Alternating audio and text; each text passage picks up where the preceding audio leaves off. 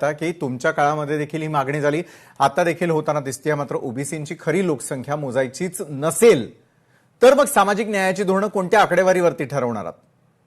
मला तेच म्हणायचं आहे एक्झॅक्टली. आपल्या देशामध्ये रचना कशी आहे की प्रत्येक स्टेटला आपण ऑटोनॉमी दिलेली आहे. प्रत्येक स्टेटचं आपलं वेगवेगळी त्यांची जी ओबीसीची यादी आहे ती वेगवेगळी आहे. समजा एखाद्याची जात समजा महाराष्ट्रामध्ये समजा ती ओबीसी मध्ये येत असेल तर गरजेचं नाहीये की दुसऱ्या राज्यामध्ये ती जात ओबीसी मध्येच येईल. बरोबर आहे.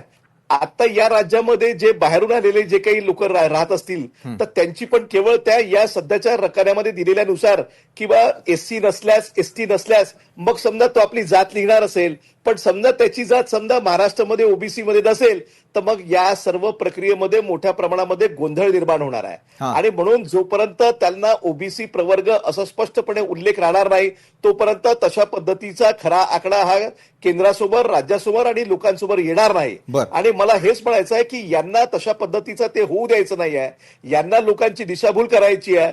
यांना खरे आकडे लोकांसमोर येऊ द्यायचे नाही. कारण खरे आकडे जर या देशासमोर आले तर मग युपीएससी पासतं तर त्या ठिकाणी वेगवेगळ्या प्रकारच्या सर्व ठिकाणच्या पदांवर हा प्रश्नचिन्ह निर्माण होईल की या देशामध्ये ओबीसींची संख्या इतक्या मोठ्या प्रमाणामध्ये असल्यानंतर सुद्धा ओबीसींना त्या पद्धतीचं त्यांना तशा पद्धतीचं आरक्षण मिळत नाही. मग ते सामाजिक आरक्षण असो, ते राजकीय आरक्षण असो, ते आर्थिक आरक्षण असो, या सर्व बाबतीमध्ये त्या ठिकाणी दूध का दूध पाणी का पाणी होईल. परंतु यांना ते होऊ द्यायचं नाही. आणि म्हणून यांनी पद्धतशीरपणे केवळ जे एससी मध्ये मोडत नाही, जे एसटी मध्ये मोडत नाही आणि मग त्यांनी फक्त आपली जात त्या ठिकाणी लिहावी, हा जो काही प्रकार यांनी आताच्या सध्याच्या फॉर्मॅटमध्ये आणलेला आहे तो अत्यंत गोंधळ करणार आहे आणि या देशामध्ये गोंधळ झाल्याशिवाय राहणार नाही.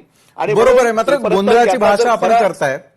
तर अभिजितजी, तुमचा पुढचा प्रश्न मला मृणालजी यांना विचारायचा आहे, त्याला जोडूनच की मृणालजी काय आहे की एका बाजूला संघर्ष पाहायला मिळतोय सत्ताधारी विरोधकांचा, एका बाजूला संघर्ष आपल्याला पाहायला मिळतोय म्हणजे ज्या वेळेला आपण आरक्षणाचा मुद्दा घेतो त्यावेळेला मराठा विरुद्ध ओबीसींचा, आणि आता तर जनगणना विरुद्ध जातगणना, अशी सगळी आपल्याला गोंधळाची परिस्थिती दिसते. मृणालजी, जातगणनेमुळे वंचित समाजाला प्रतिनिधित्व मिळेल की मग समाजातील जातीय संघर्ष अधिक तीव्र होताना दिसेल? नाही, खरं तर असं आहे की जर सामाजिक न्यायाची भूमिका ठेवायची असेल सरकारला आणि लोककल्याणकारी राज्य चालवायचं असेल, सगळ्यांना त्यांच्या त्यांच्या संख्येप्रमाणे निधी असेल, प्रतिनिधित्व असेल, त्यांचं सामाजिक हक्क, त्यांचे संविधानिक कायदेशीर हक्क जर द्यायचे असतील तर जातगणनेशिवाय पर्याय या सरकारकडे नाहीये. त्याचं कारण असं असतं की ज्यावेळेस तुमच्याकडे निधी येतो आणि त्या निधीचं जेव्हा तुम्हाला एक प्रकारे जेव्हा डिस्ट्रीब्युशन करायचं असतं तर त्याच्यामध्ये कुठला समाज घटक, कुठला समाज कुठे कमी राहिलाय, कुठं मागं राहिलाय हे कळलं पाहिजे, हे अतिशय स्पष्टपणे कळलं पाहिजे. आणि तो या समाज व्यवस्थेचा एक प्रकारे एक्सरे तर जातगणना असती, तर जनगणना असती आणि जनगणनेमध्ये 40 प्रश्न असतात. म्हणजे जात हा त्यातला फक्त एक प्रश्न आहे, बाकीचे 40 पॅरामीटर्स हे मोजले जातात. आमचा प्रश्न फक्त एवढा आहे की तुम्ही जातगणना मोजताय, मागचा 2011चा एसीसीसीचा अनुभव आमचा वाईट आहे. ज्यावेळेस ओपन एंडेड प्रश्न राहतो त्याच्यामध्ये लाखो चुका निघतात. आणि दुसरी गोष्ट याच्यामध्ये एक लक्षात घ्या की यावेळेसची जी जनगणना आहे ती पूर्णपणे म्हणजे 100% डिजिटल जनगणना आहे. तर त्यामुळं समोरचा माणूस जे सांगेल ते तसंच्या तसं रेकॉर्ड केलं जाईल.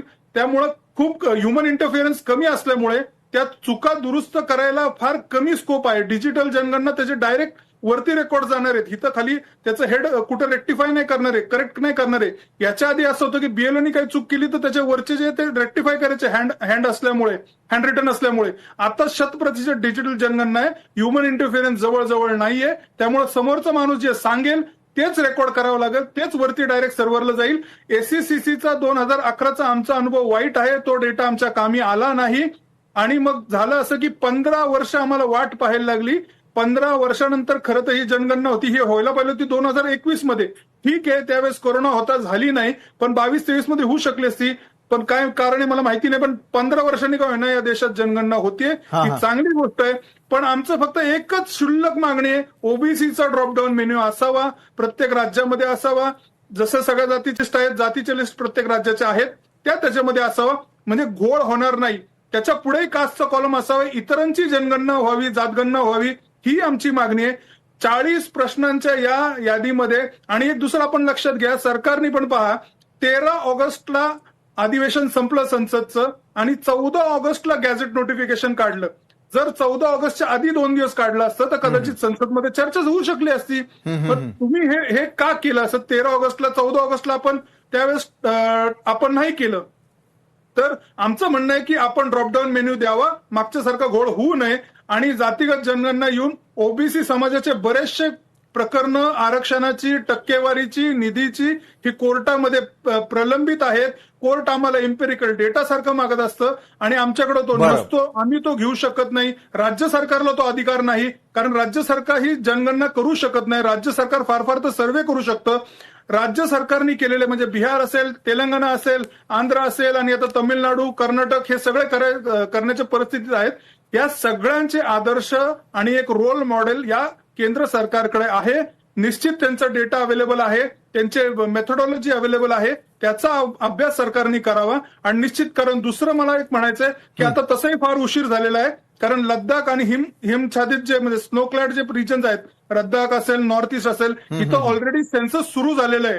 आपल्याकडे मेनलँडमध्ये जरी फेब्रुवारी किंवा जानेवारी 27 मध्ये होणार असेल तरी ऑगस्ट 26 मध्ये जे काय म्हणतात त्याला स्नोक्लॅड रिजन्स आहेत, डिस्टंट रिजन आहेत, मुख्य प्रवाहापासून तुटलेले जे भाग आहेत, जे खूप दुर्गम भाग आहेत, इथं ऑलरेडी जनगणना सुरू झालेली आहे. तर त्यामुळे आता आपल्या त्यात किती इंटरफिअर करता येईल हा थोडा डाऊटफुल प्रश्न आहे. बरं गणेशजी, यावरती आता काय तोड? लोकशाही मराठी ऐका, पहा, जागरूक रहा.